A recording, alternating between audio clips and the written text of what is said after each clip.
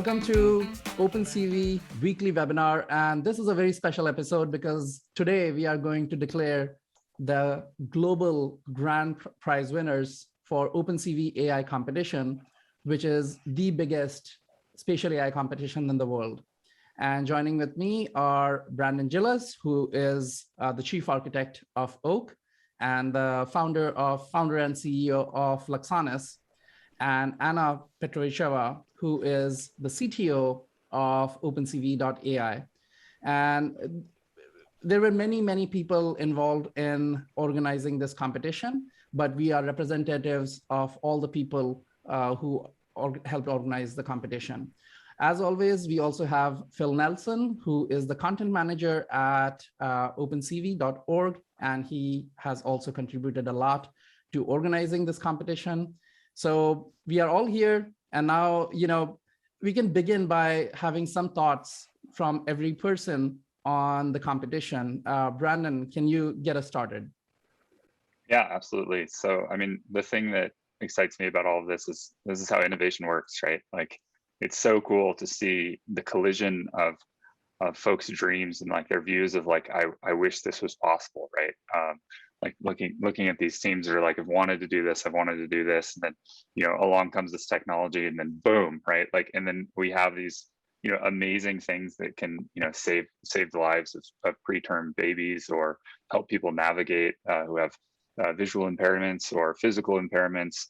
And it's just that confluence of capabilities and passions, right? Like someone who has this passion, this knowledge, and has spent all this life work in one direction, wishing that a technology was here, whether it just for it to exist at all or for it to exist at the price point, or where you don't have to spend another 30 years of your life becoming an expert in computer vision, when you're an expert in this field, to have all that come together and see these amazing projects that were put together in incredibly short timelines. This is one of the coolest things that's happened in my life. I'm super excited about it. Yeah, that's great. Yeah, it was mind-blowing, the quality of the presentation, the projects, etc. Anna, your turn. Yeah, I just want to second Brandon saying that it's like, it's pure astonishment for me, the quality of the submissions and the quality of the results. Well, I was expecting that the competition is going to be big and it's going to be, crazy lot of new technologies coming up, but I wasn't expecting this kind of quality of the results. Because what we had here is some hardcore science papers or some hardcore engineering happening, sometimes in the same time. That's really kind of, I didn't see probably an event like that in my life. And I totally want to say just the same thing as Brandon did. This is probably one of the coolest things that I was participating in my life. And thank you, community, for making that possible. That's great. Phil, your thoughts?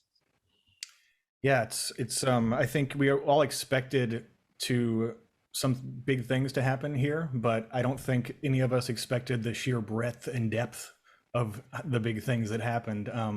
Like Brandon already touched on, we're literally these projects that are about, saving the lives of the most vulnerable human beings that there are, preterm babies, like just bananas. Everything from that to accurately tracking, table tennis.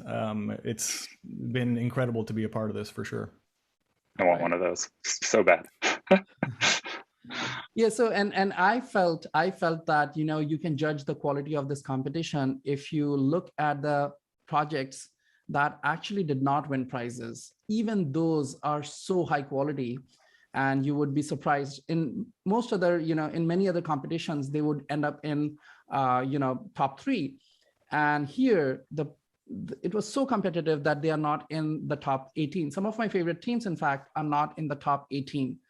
That, says a lot about the quality of projects people have done. And during this COVID, it's fascinating. It's just incredible what people have been able to pull off. So thank you so much to our entire community. And now I'll start with a short presentation, and we will share with you, the top 5. And there are a ton of giveaways during this presentation, including, I've been telling people about the stuff in the box. You will also get a chance to win one of these. So let me start with the presentation, and there will be questions. So please keep your eyes and ears open during the presentation. We will also ask you to guess the top 3, and we will show you the top 5. So let's get started. Let me share my screen.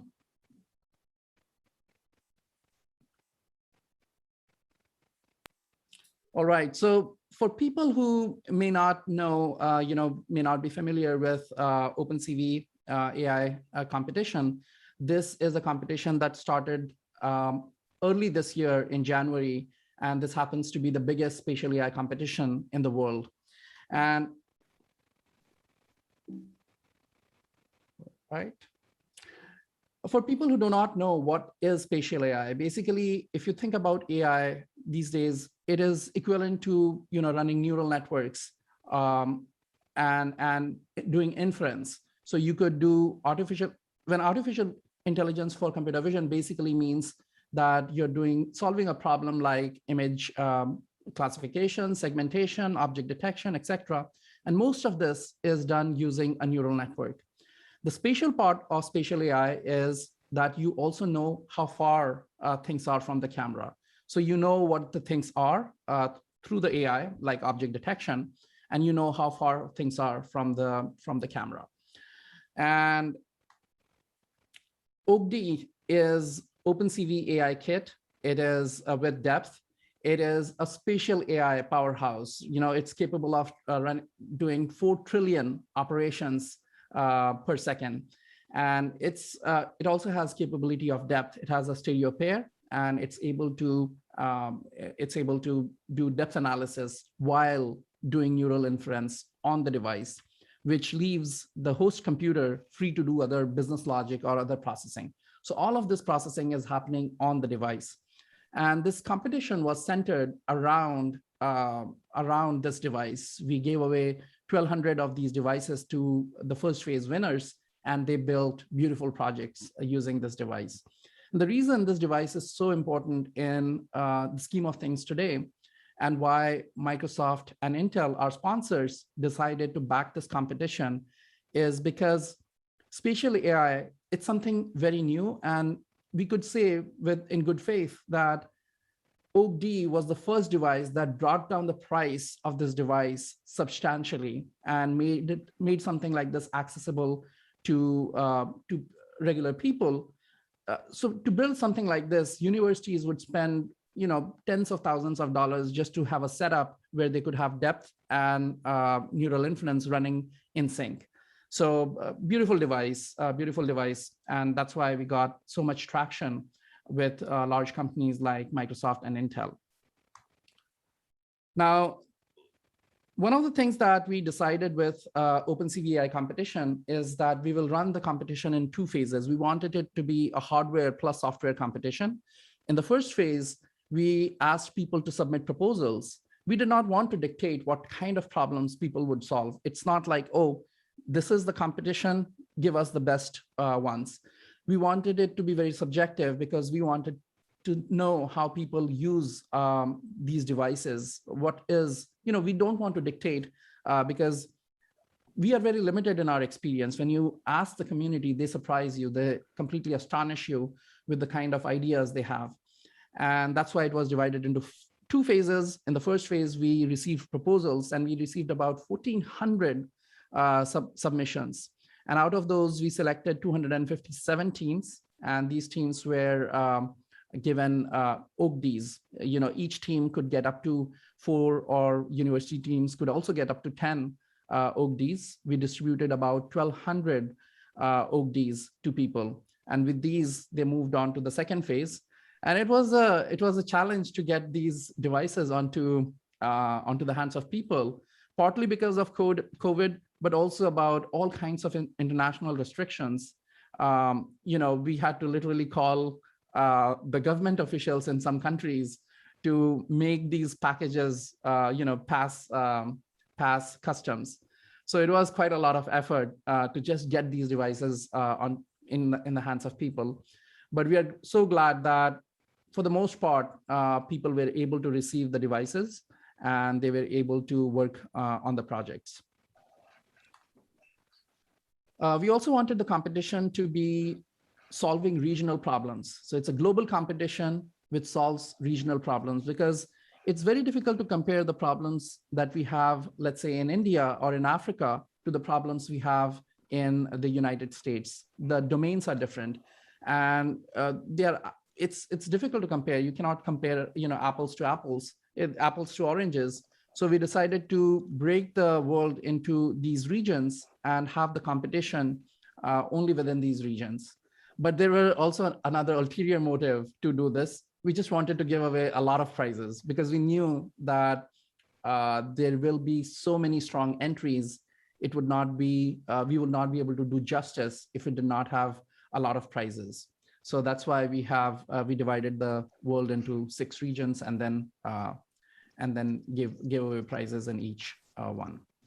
So in phase 1, as I had already mentioned, we had actually 7,500 registrations, out of which 1,400 people submitted, and there were 257 winners of phase 1. And then in phase 2, out of those 257 people, half of them dropped off. And so we got 127 very high quality submissions for the final project. And we have 25 regional prizes. Out of these, for each region, we have 3 prizes, but in one of the regions, we could not decide, and a prize is shared. So we have 19 winners. And we also have regional popular prizes. The deadline for that is September 20th, and we'll share some link on where you can vote for these teams, so that they can win the popular ones. And the final one is obviously the top 3 grand prizes, which we have assembled today for. So let's, that was the nature of the competition. And what about the prizes? We have, in the first phase, the prizes were basically giving away Opencv AI Kit with depth. Regional prizes, we just announced it on September 6th. The first prize for each region is 5K, the second prize is 3K, and the third prize is 2K. And we also have popular prizes, which will be announced on the 20th of September. It's another 2K. So if you have friends, please help them out by voting for their project. And Phil must have, shared this link where you can vote. And the grand prize, which will be announced today, is the first prize is $20,000. The second prize is $10,000, and the third prize is $5,000. So that's quite a rich, prize money from our sponsors. We want to thank Microsoft and Intel again for this generous, for their generous contribution. Now, grand prizes, the growth is pretty amazing too, compared to last competition as well. In terms of the prize money, it's an order of magnitude. That's right. That's right. And the regional prizes was decided internally. Our team, there were a lot of people involved. About 10 judges were involved in deciding the regional prizes. But we have our own biases because we, even though we are in different geographical location, and like there are people in India, Russia, Europe, US. All of us were judges in the regional prizes, but we are also technical people. So we decided that for grand prizes, we want to have other people. And in particular, we wanted to see if some of these projects would be interesting to venture capitalists. So we reached out to some VC firms, and we have these 3 judges. The first one is Samir Kumar from M12, which is Microsoft's venture arm. The second is Konstantin Buhler, who is a partner at Sequoia Capital. And if people, I'm pretty certain that most people know that Sequoia is the biggest venture capital firm in the world, and also the most successful. And the third judge is our own Dr. Gary Bradsky, who is the founder of OpenCV. So these judges decided on the final winners, And we did add, when there was a tie, we added a little bit of our own contribution. The three, Brandon, me, and Anna, we decided, how to break the tie. So now we are on to this competition timeline. I just want to quickly go over it. This has been going on for almost a year, not quite, but almost a year. And let's quickly go over this. I just wanted to mention that the popular prize will be announced on the 20th. And there is a link in this presentation. And also Phil has shared the presentation. We will announce the popular prize winners on September 20th. Please help your friends out. So with that, we are ready will to get an additional $2,000. That's right. So we are ready to now share the top 5, and watch this carefully because there are prizes based on how carefully you watch the presentations, etc. We will ask some trivia questions. All the answers are contained in the presentation. The first one is American Stereotypes. This blew me away. It's a VR project based on OpenCV. And I just want to get a quick take by Brandon, Anna, Phil about this. Brandon, you can go first about, how you felt about this particular. Yeah, so let me make sure I'm not muted. I wanted to build this actually. This is one of the things that I thought was buildable with this sort of technology.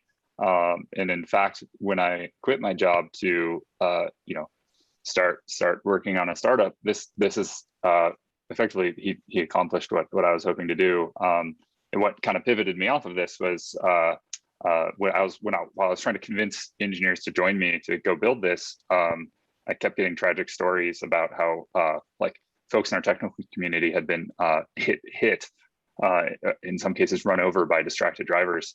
And so that's when I pivoted to the life safety thing. But seeing this, it's like, yes, you can do it. I didn't really know. And you did an amazing job of implementing it and being able to have this, multiplayer virtual reality like you did, or augmented reality, mixed reality.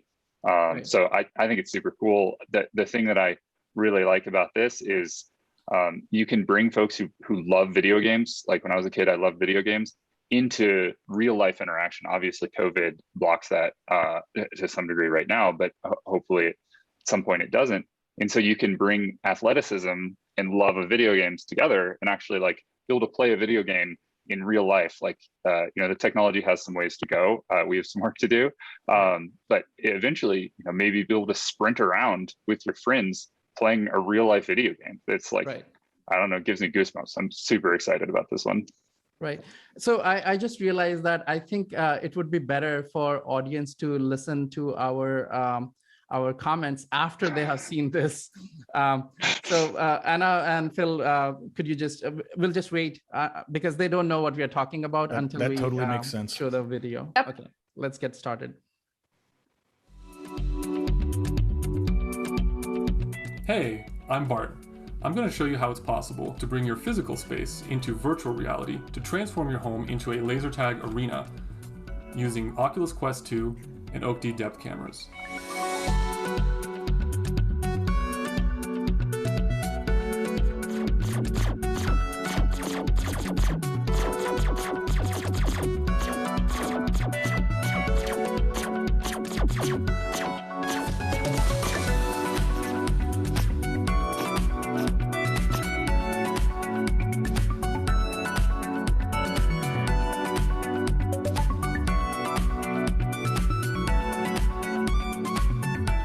First, let me show you exactly what I mean. Modern headsets are really good at tracking head pose. However, they have no concept of the surrounding environmental geometry. Players have to manually define a safe play area using a system called the Guardian.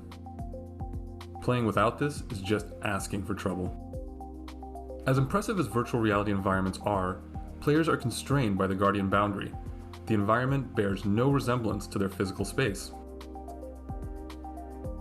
If we had depth cameras observing the room, mapping it out, and detecting furniture within it, we could create what's known as a mixed reality experience.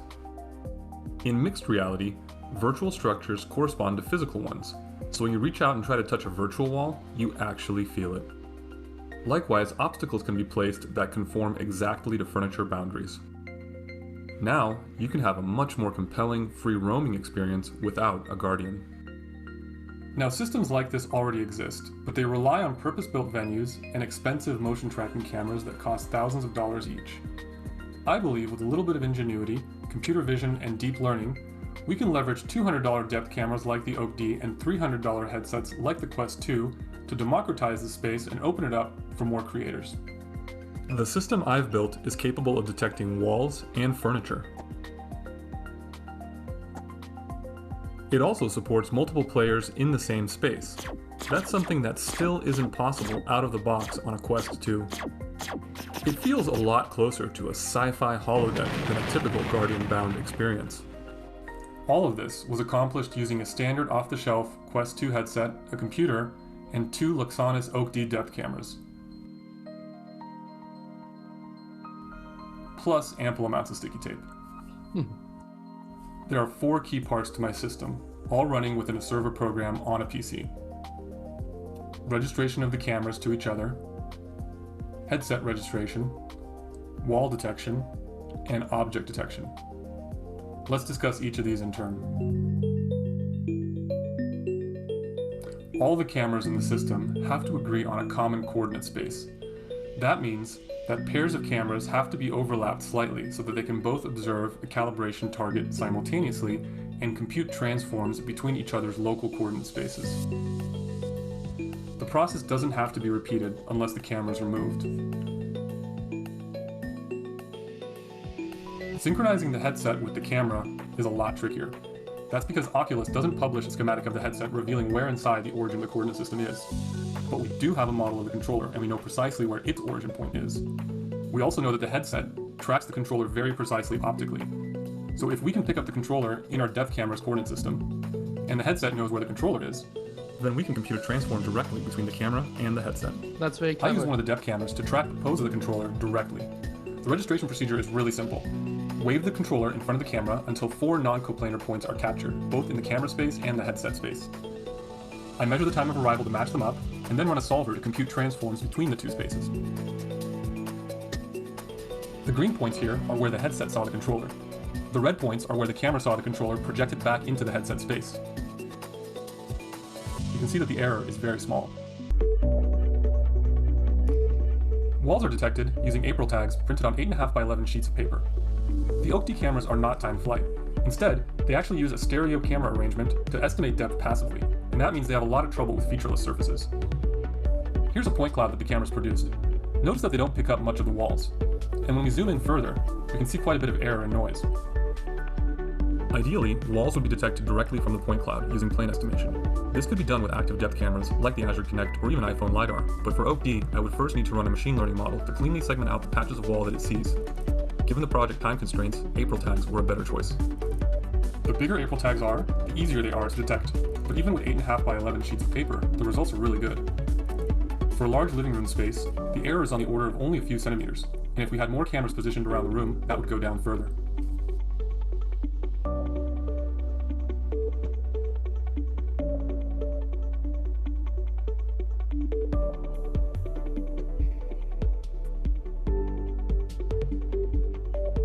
Object detection is the final step. This is used to pick up furniture. I used a pre-trained model called MaskR-CNN. Here's how it sees the upstairs living room. Notice how it picks up the couch and the suitcase. Because I didn't train the model myself, I had to rely on the pre-trained classes that were already available for household items. Here's what it got in the dining room downstairs. You can see that it picked up the plant, as well as the pedestal that it's standing on, in addition to the couch and the dining table. Detections are carried out on the RGB image and then projected back into the point cloud, so that bounding boxes can be fit to individual objects. I use the boxes to create generic-looking obstacles, but you can get as creative as you like and craft more interesting environments. Notice how I'm able to confidently avoid physical obstacles, or use them for cover while playing against my mom.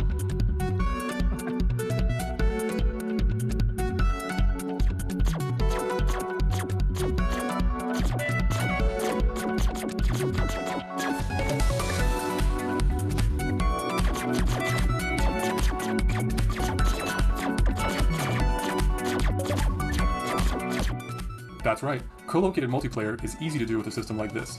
Each headset communicates exclusively with the server, which in turn knows how to transform poses between any two headsets. I really hope you found this inspiring, informative, and had as much fun watching it as I had making it. It's only a rough proof of concept, but it goes to show you just how far you can get leveraging the amazing technologies at our disposal today. Please feel free to reach out by Twitter or by email. I'm always happy to talk about this stuff. And in the meantime, I'll see you in the metaverse.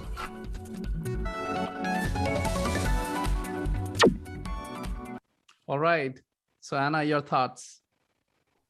I mean, I want to give like huge kudos to Bart for implementing this. I think that's amazing that he implemented this whole solution, being one person on the team.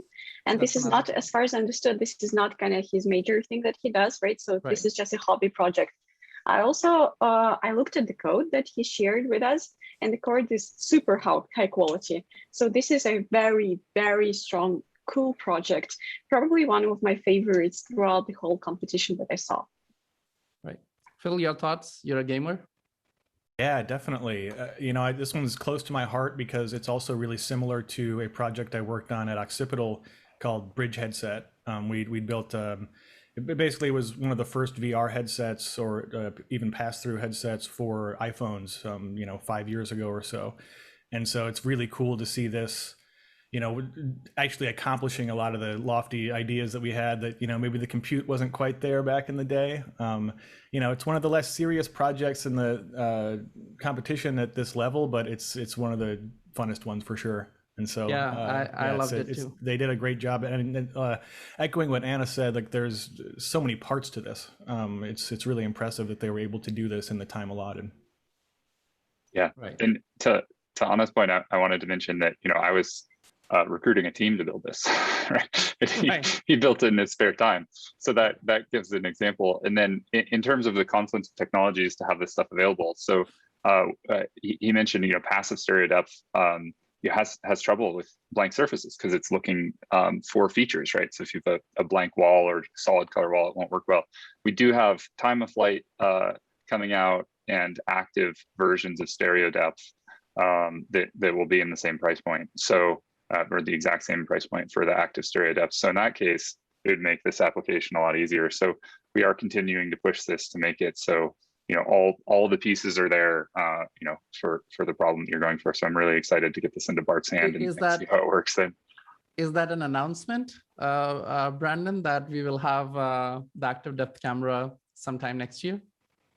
Yeah, it is an announcement. The only reason we haven't done it, so someone says the Oak Plus, we're going to call this one the Pro. The only reason we had not done this earlier is we take laser safety super carefully. Visual assistance for the visually impaired. We don't want to hurt eyes, and we've not worked with lasers before, so we've been super careful about making a system that has lasers active depth. So yeah, you heard it here first. Thanks for joining the webinar. That will be coming to a desk and home laser tag facility near you soon. Yeah, and Bart just chimed in the chat and says, "Don't worry, guys. My mom is a tough lady." Thanks, Bart. All right, so let's move on to the next. Oops. How do I get to the next slide now? Really? Hold on. Sorry. Okay, let's go. See, this is exactly why I have not listed the winners on my slide. I knew that I would make a mistake, and the winners would be revealed. So my slides don't contain the names of winners. You totally called it. You totally called it. All right. Never trust a demo. Yeah, this is. Let's look at this demo and then we'll talk about it.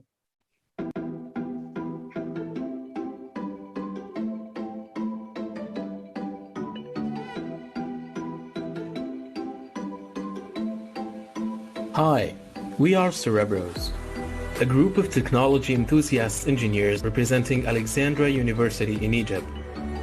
We have practical experience in several areas, including embedded systems, robotics, and machine learning. We decided to apply this experience in solving one of the problems facing the medical field. Technological developments in the area of brain-machine interface, known as BMI, have received our attention. The motivation for our choice to apply brain control technology to wheelchairs has several reasons. Firstly, the large number of patients who cannot control their wheelchairs by themselves. Amyotrophic lateral sclerosis, brainstem stroke, brain or spinal cord injury, cerebral palsy, muscular dystrophies, multiple sclerosis, and numerous other diseases impair the neural pathways that control muscles or impair the muscles themselves. They affect nearly 2 million people in the United States and 10,000 children every year in Egypt. Secondly, the wide market for wheelchairs and annual market growth rate of wheelchairs, which is 7.6% from 2015 to 2026. Our strategy to add a new feature to these chairs is to enable patients who are completely unable to move to control the chairs through brain signals and enable them to regain some mobility safely and easily indoors as in home, healthcare, and hospitals. And to move outdoors as well, such as in the streets or any open area with minimal infrastructure modifications. Our brain-computer interface makes use of EEG, which is an affordable, accessible, and non-invasive technique to detect brain activity. For multiple channels headset, motor imagery signals are used to operate the wheelchair by detecting a suppression of the 7 to 13 Hz in the sensory motor cortex, which is the brain area associated with movement when users imagine movements. After successfully being able to control the wheelchair, deploying our own build from scratch deep learning model based on a convolutional neural network, we had to add many safety and monitoring features to the wheelchair in terms of knowing the surrounding environment and avoiding collision. The most common technique used by automotive companies is using short-range sensors like ultrasonic and IMU to detect the stability of the chair, and also a battery management system to check whether the battery needs to be recharged or not. And both of these features can be monitored from the mobile application by the caregiver responsible for the patient. But short-range sensors have a lot of drawbacks and are not reliable enough to guarantee the complete safety of the patient. So we decided to use computer vision in autopilot application using OpenCV. To control the chair, there is a lot of digital signal processing processes and millions of mathematical equations being calculated in real time for the machine learning model. And all of that needed a huge computational power, so adding more models for the vision will cost more computational power and may cause a delay in the performance. The OpenCV camera from Opencv is a perfect solution for this problem, as it has an onboard processor, which is the Movidius Myriad X visual processing unit, that can perform up to 4 trillion operations per second, which is faster for computer vision and AI tasks. 3 OpenCV cameras are used in left, right, and front of the wheelchair to detect any moving vehicle and pedestrians, then locates each object by calculating the distance and angle between the wheelchair and all of the targeted detected objects. And based on all these givens, a priority algorithm will take all necessary precautions in terms of movement of the wheelchair to see whether if it is safe in all directions or if it needs to stop. We also use the camera's stream in mapping a localization by determining the coordinates of the wheelchair and putting all surrounding vehicles in Google Maps with a simple technique.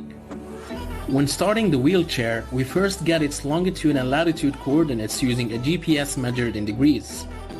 So we calculate the distance and angle of the located object and get the X component and Y component, then convert it to degrees. We wouldn't have finished our project in that great way if it wasn't for our great sponsors. Thanks to them and thanks to OpenCV for their technical support and the offered courses. That's great. Anna, what are your thoughts? I mean, it's amazing. This first time I looked at this video, I saw this, I thought it's, some super high-tech thing that is really coming alive, right? Basically wheelchair that moves on the EEG of the patient, right? And avoids obstacles. I thought that's something that you could only see in the movies, not in the real world right now. And I'm super amazed that things like that are actually coming into our reality. So excited about this project. Yeah, that's true. Brandon, your thoughts? Yeah, this is one of those things really early on when we started working on this. We had folks reach out with such an idea, and we're just like, yeah, that's so cool, right? Like that's not something I ever would have thought of. That there are situations, whether it's brain controlled in this case, which adds so much freedom to for someone, right? Like it's insane the amount of freedom that this adds to other cases where maybe if you have neurological damage or a neurological disease, you could control a wheelchair, but you put yourself at a significant risk if you accidentally do a wrong input, and then the motorized wheelchair, takes you down a flight of stairs or runs you into something that could hurt you. And so using this sort of technology to be able to keep people safe in all of those conditions is super cool to me, because it can allow you to have that freedom without, the risk that would otherwise come along with it. So yeah, blown away to see this. It's also fascinating. We don't realize that how much mobility is associated with freedom. If you have small kids, one of the few so dangerous things you buy them when they are little is a bicycle, right? I mean, just imagine, you're not buying them anything else but a bicycle, which they learn to ride early on, right? 3-4 years old, they're riding a bicycle with two wheels. That's what freedom is, right? About mobility. And to Anna's point, I also feel that things that were available to people like Stephen Hawkins, Intel built a wheelchair for him. I don't know how much it cost, but I would say that maybe few million dollars, right, to get all those things on the wheelchair. Various technologies, not just computer vision, they are now becoming cheaper enough that we may be able to make affordable wheelchairs and other assistive technologies. Phil. Yeah, this is one of those projects that it's almost you feel like you're not worthy, right? We're just building these cameras, and they've done this incredible thing with them that it's almost too much to wrap your head around sometimes. That's right. All right, so let's move on to the next one. I hope we are not running short on time. I will.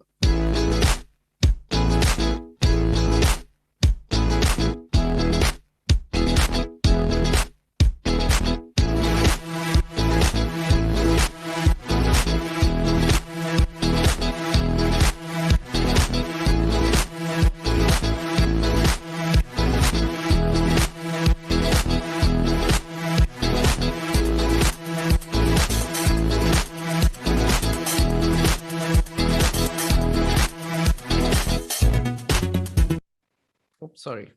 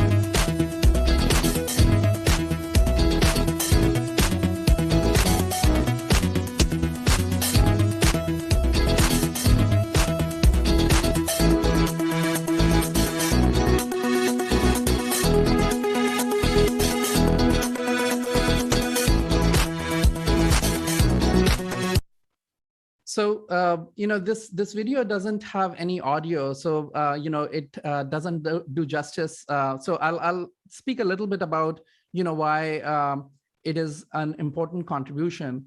So what they are building is basically automatic data annotation. So using the depth information, they're able to segment out the image, and that creates a data set, which is, you're pretty much not using human labelers. And in a lot of places that becomes extremely useful. One thing I think they should have done, they should have used other objects, right? Instead of simple fruits, etc. in this one. For example, in a warehouse condition, they could be using shoes and other things to create a representation of a shoe to classify shoes or do different kinds of things, right? So a very powerful idea. I think that they could have done a little bit extra in the presentation. Your thoughts, Phil? Let's go with you first. Yeah, this one would definitely win for me for cutest labels, I think. They did a really good job with the little, emojis and stuff. And yeah, I think, maybe in a way they kind of buried the lead a little bit because the real power of this has nothing to do with fruit. It's got everything to do with the training and labeling and stuff. So just, yeah, really, really cool project. One of those kind of engineering heavy things that is really cool to see here. Yeah, we saw another project like this where they were actually using depth to find the brake shoes of trains. We are not showing it here today, but that was also very cool, where it was automatically figuring out based on depth information. It was training a neural network first, and then using those images for training the neural network. Brandon, your thoughts? Yeah, I think the train one along with this are good ones to talk about in terms of how AI can just make lives better, not just in ways of these very dramatic, like saving lives, improving lives, and giving freedom, but also just making it so people don't have to do jobs they hate. Right? There's a lot of jobs out there that that are critical, but can be pretty horrible human experience, that are just leveraging the most basic portions of human perception. Just be like, does that thing still look okay? Is it the right geometry? Is it in the safe configuration? And so being able to leverage spatial AI like this is a good example of being able to train basic human-like perception to then free people up to do the more interesting things while keeping people on the train safe, right? Like making sure the brakes are safe. And then the other aspect I think that ICANN showed here is that having low-cost sensors isn't just enabling for you to be able to build the thing, it's enabling to be able to build great models, right? Like previously, if you're trying to put together all of these things, it might be cost prohibitive for you to go deploy 400 of these because you took so much work building your one of them. But if you have these all over the place, then you can ingest the depth information, you can ingest RGB, you can ingest all three frames, left and right, and then be able to produce models that are world-class for your application, like manufacturing, like you're talking about, not because you have some crazy special sauce, even just because you have access to that data, so you can make something that really, really performs well in that situation. Right. Anna, your turn. This is the hardcore science that I was talking about. So even though this is a very nice and very kind of cute video, there is a lot of science behind that. There is a whole research scientific paper that backs this research. And this is something that is not, existent in the industry before. So again, I just want to say kudos to the team for making this technology possible, which was not there before. That's great. Let's move on to. I have a lot of things to say, but let's move on because time is short.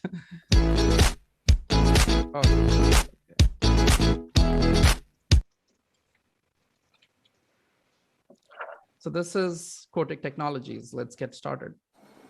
Hi, my name is Yan. My name is Michael. My name is Jen. We are Team Cortex Tigers. We want to democratize AI for everyone, and we want to do it with the OpenCV. We believe AI democratization starts with people. We want AI to be accessible and affordable to everybody. This is why the OAK-D is such a perfect fit for our project. We are developing software to support the OAK-D to enable people to learn and build using this incredible technology. Anyone can get started easily. It takes only a few minutes to write an AI program that runs on the OAK-D using our visual programming interface.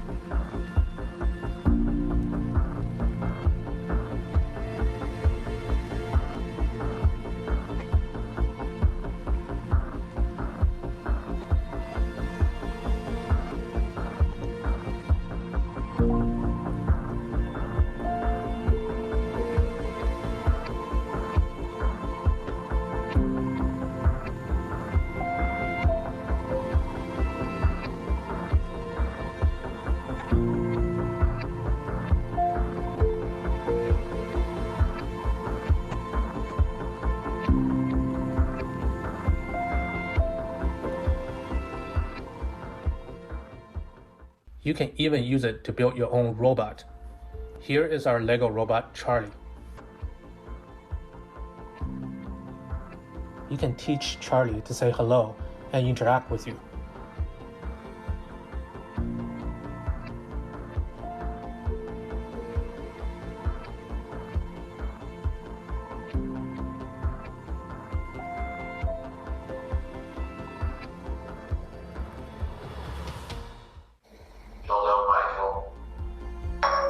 Follow my face.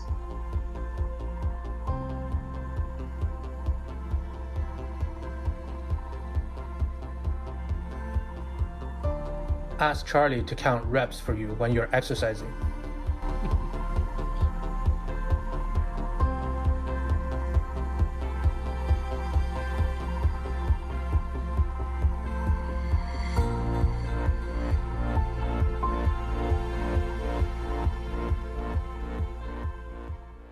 Or even get them to control your smart home.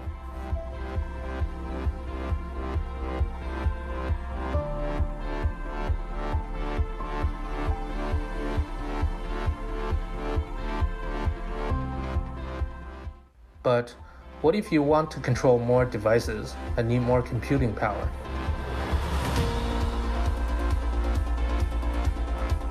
Our advanced Python API will take care of that for you.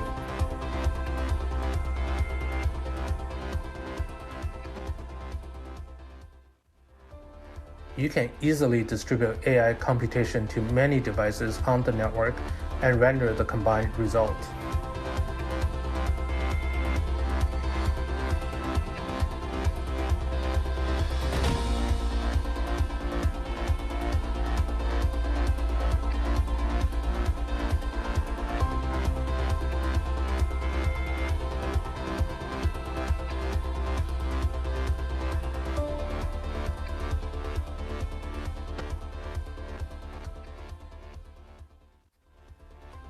The OAK-D, together with our software tools, will allow anyone to use AI in any way they want.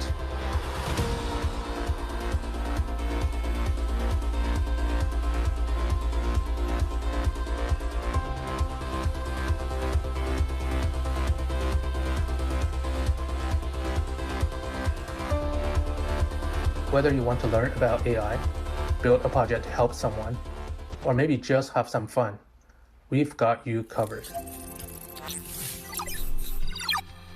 Thoughts, Brandon? Yeah. So I think it's actually a quote. I don't know who it's originally from, but I heard it from you, Satya, which is, education is what sparks the fire, right? Like that's what it really does. Right. It's what allows that massive change when you're able to educate people, when you're able to get tools to the point where someone in a basement can make something with the lowest effort possible. Like how innovation works, like the invention of the steam engine. It was a technician who had all the tools available, say like, couldn't you build this? And it's lowering that barrier to entry is the biggest thing. So whether it's professional or it's someone in first grade, like this is the level where someone could make an Air keyboard right, or a theremin or what have you, using these tools and the power of spatial AI. It allows anyone to harness it. Someone who's in first grade, all the way to someone who, you know, works some very specific industry, is a super expert in that, and just wants to know, like, hey, is this now possible? Like, could I do this, right? And you can do this drag and drop interface. So this one gives me goosebumps because this, you know, brings that power, all this AI power, all the spatial power, all the CV power, those complicated pipelines, right? Those are pipelines that in 2017, the world's best companies, like literally the world's best companies with trillions of dollars at their disposal, couldn't do that. Like they couldn't do what he just showed there, right? Like it was not possible even on a super powerful computer. And now a first grader can do it, right? And it's this open source toolkit leveraging that, you know, all these, the confluence of these technologies now allows that. I know we're short on time, so I'll stop there. Very excited. Anna, your thoughts? No, I can't help myself but feel a little bit envious to the kids who will be like learning this while being so small, right? I can't help but wonder also, where would I be right now if I was, you know, exposed to this technology when I was 7? So, I mean, this is an awesome project. And, you know, I had to watch this video 2 times because I was like, are you serious? Yeah, so a great project there. Yeah, and they also engage the community throughout our, you know, this, which was also great. I mean, that doesn't count towards the final, but still, we are very thankful for that. Phil. Yeah, big fan of Charlie. You know, what more do you want from something? Legos, computer vision, this awesome drag and drop, you know, programming interface, similar to what Anna said. You know, when I was a kid in first grade, we were probably still just hitting each other with rocks and sticks, you know, compared to the kind of stuff they have here. It's just awesome project. I'm probably going to buy one of these Lego Mindstorm kits just to try to put some oaks on it. But yeah, great project. Yeah, for sure. Buying one. My name is Gilles. My name is Michael. Move on to this is the last one in the series.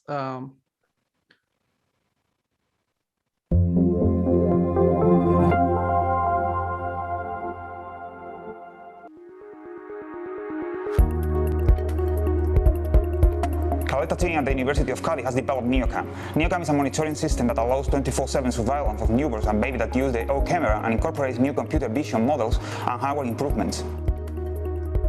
The core element of the Neocam is an OAK camera, where we have included some new machine learning algorithms for computation on the edge of relevant features of newborns' activity and status. Physiological data are usually measured on newborns by attaching physical sensors and cables. Our system allows many of these quantities to be measured without any contact, by using purely a camera and computer vision algorithms. We believe this will have an impact in the future of newborn and baby monitoring. The system involves placing the Neocam device on each incubator and collecting the data and signal real-time on the cloud. The server stores all the relevant information and serves the processed information to medical doctor or parent through a mobile application, installed on a smartphone or tablet. The internal elements of the Neocam are the OAK camera, a Raspberry Pi, which does part of the processing, a hard disk, and 5G connectivity shield.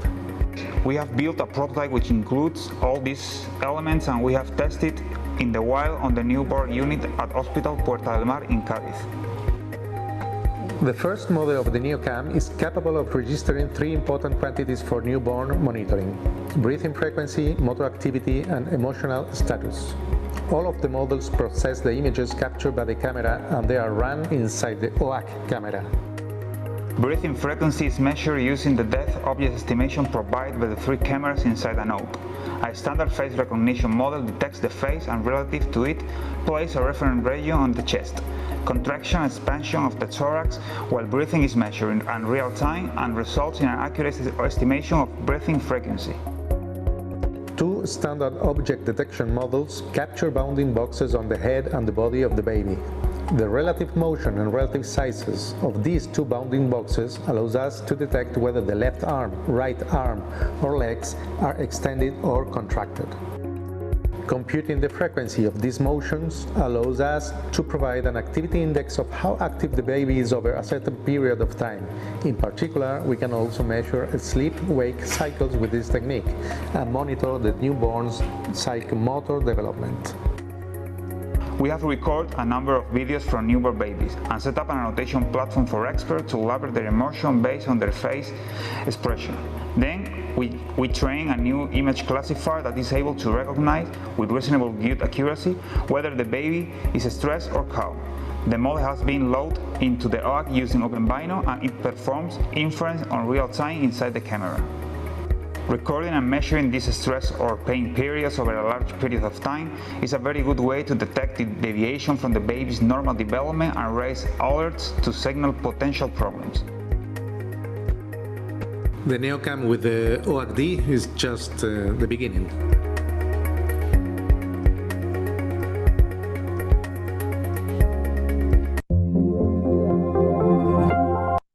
All right, so now I want to make sure, I get all these prizes in before 10 a.m. so that, people who have to go to other meetings, etc., get a chance.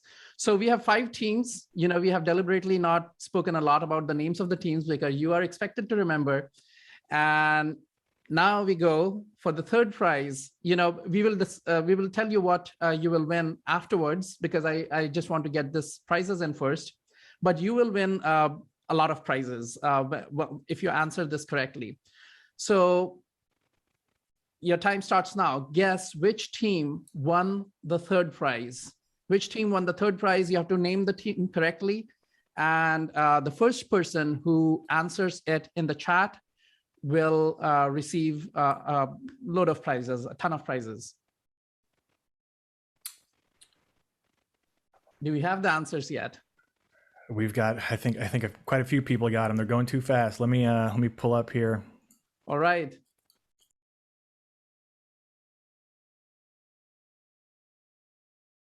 The third prize winner is actually Cerebro's team with their incredible smart wheelchair. Congratulations to them. They win $5,000. And they are still up for the popular vote, which you can find the links for in the chat here. All right. So congratulations, Cerebros. Amazing effort.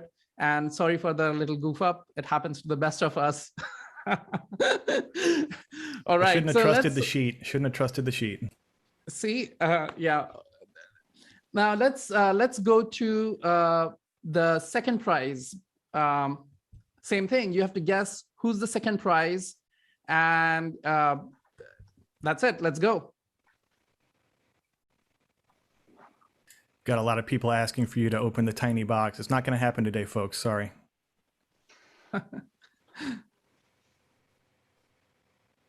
Oh, so you will get one of these tiny boxes. This is part of the prize, but there are many other things that you will get in the prize package. Did we get an answer yet? Yes, we did. Sorry, I had to scroll back to make sure I wasn't using the answers from the previous question here. It looks like the first person to get it correct was Chintan Patel. Okay. With and the right answer is, it was probably not obvious, but still, I'm glad that it was Kaleta, because that leaves the first prize still a mystery. Congratulations, Team Kaleta.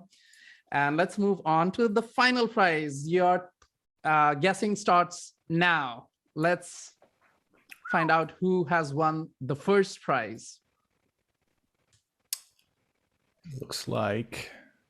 Yeah. There are some correct answers already. On my screen here, I see I called them wrong the first time, but Partha came back and got it right this time. Satya, would you like to announce who is the grand prize winner of $20,000 in OpenCV AI Competition 2021? The grand prize winner is Cortex Tigers. Congratulations, team. It was an excellent effort. A big round of applause. I'm sure that people are clapping on there as well. It's amazing how you were able to pull off. You also engage the community. but more importantly, you have created system which little kids would be inspired to learn AI, right? It's an investment in our future. This is such a cool project. Congratulations. Now, I know that some people may have to leave, but let's describe all the prizes that people will win as part of this. It's a package of prizes. We are giving away a lot of prizes. So Phil, go ahead. Yeah, so we dug deep and reached out to the OpenCV partners as well as our competition sponsors. Among the things that you folks will be getting are growth credits from our friends at RoboFlow, $200 in Super Annotate credits, 200 hours of Microsoft Azure, and maybe one of those little things in the box. You want to show them the box again, Steve? Yeah, I'm always ready to show the box, but I'll go one step forward now, and I will open the box, but just so you can see the interior, that this is actually a small device. It's teeny tiny in there. Yeah, and it fits right behind my fingers. It fits right behind my fingers. It's really tiny. That's right. So to summarize and to recap, I think we should share what the first and second and third prize winners are winning as well. Right. Sorry about that. So the first prize winner gets $20,000 in cash. And this is in addition to the regional prizes they might have won already. The second prize winner will win $10,000. And the third prize is $5,000, right? And thanks to our sponsors, Microsoft, Azure, and Intel, for this very generous gift to our community. Okay, absolutely. So the package, I can just recap one. I think you left one more thing. We will also give away Computer Vision 1 or Deep Learning with PyTorch, whichever course you want as part of the package, and one thing in the box. So there are 5 things you're going to get.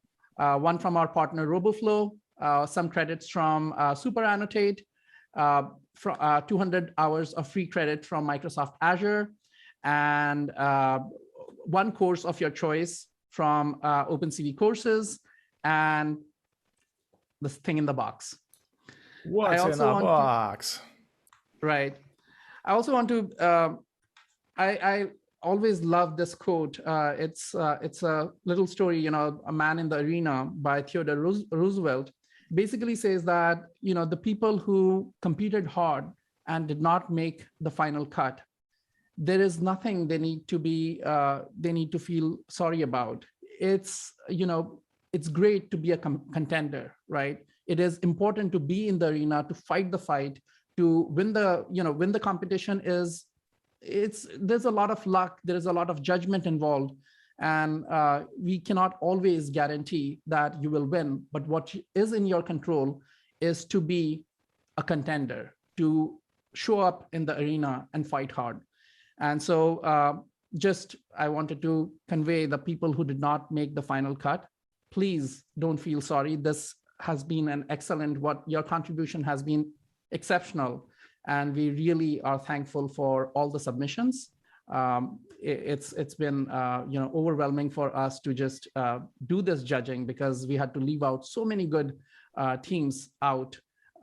It's just the nature of the competition. But we'll definitely see you next time. Before we leave, I want to remind people that we are doing a Kickstarter campaign starting September 15th, and you will be able to, I just keep repeating myself, but you'll be able to back the thing in the box. There is one little information that I want to share, that we will have a lot of prizes for the first backer, whoever backs us first. We will also have prizes for the people who will back us in the first 1 minute and the first, the first 10 minutes or so, right? So please, if you're thinking about, backing OpenCV hardware, OpenCV and Luxonis hardware, then this is the hardware you want to get your hands on. If people are confused, I don't think people are confused, what kind of hardware it is. It is basically, if you think about OAK-D as the Porsche of spatial computing, spatial AI. This is the Model T. This is a camera for everybody, right? This is going to be a revolution in spatial AI like no other, because we have broken the price barrier substantially. It is just unimaginable how inexpensive this is going to be. And if you go to that link and sign up, also go to this Kickstarter campaign and click on a button that says notify me when the launch happens. If you do those two things, you will enter into a competition or a lucky draw where we are giving away 74 of these units. So please do those. And, thank you so much for your support. Parting words, Brandon, Anna, Phil, let's start with Brandon. Sure, yeah. So the whole purpose of this coming Kickstarter is we had so many people prototype solving important problems. And there were some folks that then said, like, this is perfect. Like, we're just going, we can now impact the world with this technology. But probably more folks than not said, like, man, as much as I love this thing and it makes solving my problem a cheat mode, like, I can't afford a $200 thing to solve my problem. Like, I can't impact the world with a $200 thing. So we started over to make something that's very inexpensive, that has all the capabilities that folks need, that folks taught us, right? Like, okay, we have the specs in this one product. Here are the things we actually need. Here are the things we don't. And so we were able to eliminate all the things that people by and large didn't need to get the price low enough where they can harness these, superpowers in a device that's low enough cost where they can really go solve their problem and no longer have to be like, yeah, I sure love this thing and I wish I could use it. Just be like, I love this thing and now I get to solve my problem. Right. Anna, your thoughts? Yeah, I just wanted to thank the community once again so much, because again, I expected the competition to be great, but I didn't expect it to be incredible. So thank you, the community, thank you, the participants, thank you, the teams, for what you have done here. Phil, your thoughts? Yeah, this has been so, Brandon, I think, said that this is, the best thing he's ever been a part of. It's got to be pretty high up on the list for me too. It's been amazing to see all of this stuff come out, and the competition is over, but we're not done talking about it. There will be some more interviews with some of these teams. We'll be talking with them probably on this Kickstarter campaign as well. And, one more congratulations to everybody who won a prize and everybody that submitted. Just incredible work. Yeah. And we can also take some questions, because we are already over time. People who are, I'm guessing that people who are already here, they probably don't have an immediate meeting or something, so we can take questions. Yeah, drop them in. We haven't really got many today. But my personal question is, what? I'm not going to ask that one. Never mind. I accidentally gave something away for the campaign. One question I've been getting lately is whether we'll have another OpenCV AI competition 2022. And we are talking, to sponsors, etc. So there is a possibility, no guarantees, but we are trying hard. We want to do another one of this, and there's a good chance that we will. Yeah, and we will, of course, be back here, OpenCV Weekly, next Thursday with Rover Robotics.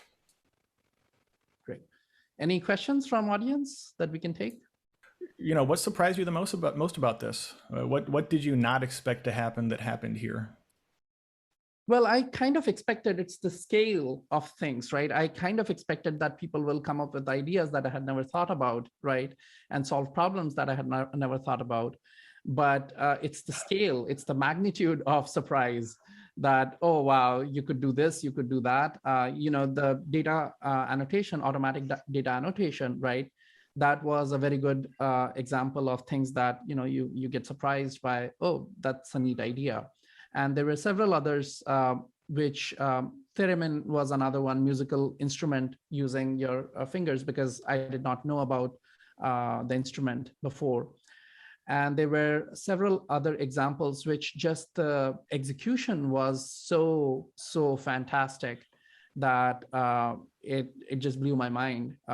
One other one that I kind of liked was a moving ad. It was going around, and displaying a large ad. Yeah, I believe that would be CED-RAD, correct? That was CED-RAD, Carlos. yes.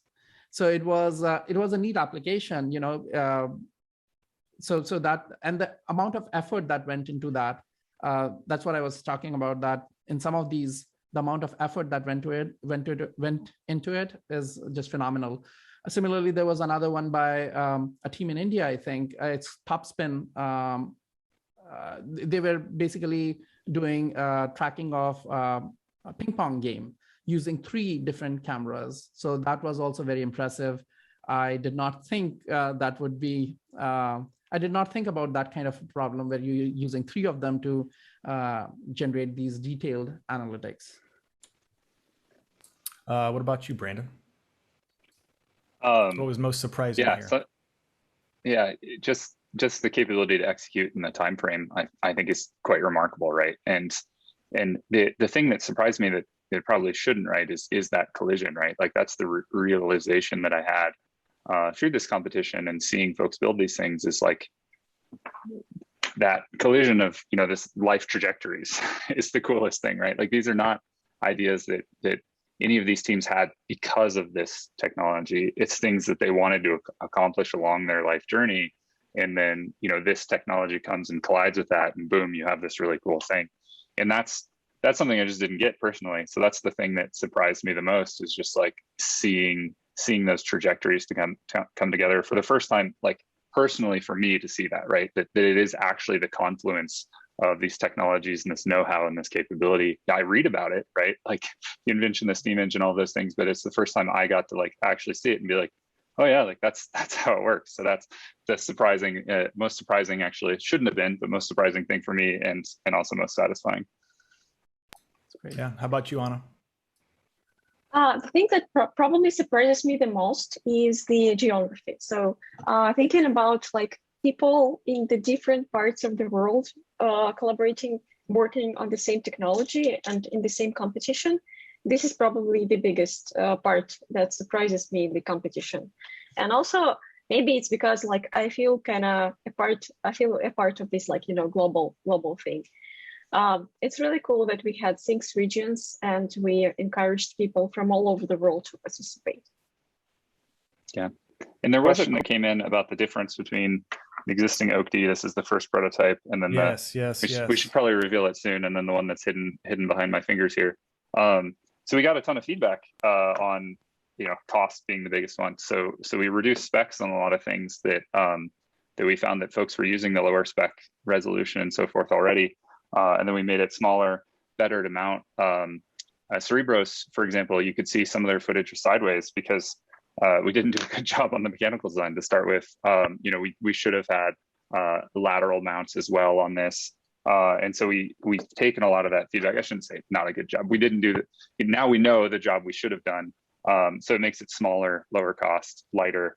And it is lower spec, but for a ton of projects, it turns out that lower spec actually doesn't matter. It's totally fine for the application. The most important part is that the processor is the same. It is still based on Intel Mediated X. So it is going to run neural inference at the same speed. So yeah. Yeah, definitely. And yeah, somebody also asked, we're definitely going to keep doing OpenCV weekly webinar into the foreseeable future. So don't forget to join us every Thursday at 9 a.m. Right. Oh, and one other question is, if they weren't able to compete this time, could they, compete next? For sure. Yes. So anyone who's competed before, it goes back to the person in the arena, right? That's what this is all about. It's allowing people to be in the arena and allow them to compete, right? Lowering that barrier to entry. So we definitely encourage that. Right. And frankly, I mean, if you think about it, we cannot control what people have already done. When such competitions come up, some people have inherent advantages because they have been working on some project already, right? But we cannot ding them for that. They have been working on something, right? Yep. Kudos to them. So yes, you could resubmit also if you did not win. If you won, then please, then you cannot resubmit, but the same one, you could have a substantially better one. But if you submitted and it did not make it better, and you have a good chance, next time. Always keep trying. Yeah, I think you want to take us home, Satya. We're ready to wrap it up. Put a bow on this one. Yes. You still got time. You still got time to screw up like I did earlier. Well, like I said, it happens to the best of us. Well, so I want to thank the community. It has been an incredible competition, and it's also very collaborative because some of the things that Cortex Technologies used, it was, I think, developed by other people, and they shared it freely, right? Some of the things that they were able to incorporate in that solution. So amazing thing for the community, and we are very thankful for your contribution. And of course, all the people who were involved in the judging of the competition, very thankful to them as well. And we'll keep doing these things. It's very exciting. This is what brings joy to us. So thank you so much. Yeah, thank you, everyone. Yeah, and one more round of applause for everybody that submitted. I mean, amazing. Thank you so much, everybody. Congratulations to all the winners as well. Mm-hmm. Yep. Thank you. Thanks so much for watching this episode of the webinar. Please hit that like button, subscribe, and don't forget to tap the little bell icon to be notified when new episodes drop. This week's episode was brought to you by Microsoft Azure and Intel, sponsors of the world's largest spatial AI competition, Opencv AI Competition 2021. Just search for OAK 2021 in your favorite social media site. If you'd like to be in the audience next week, subscribe to the Opencv newsletter.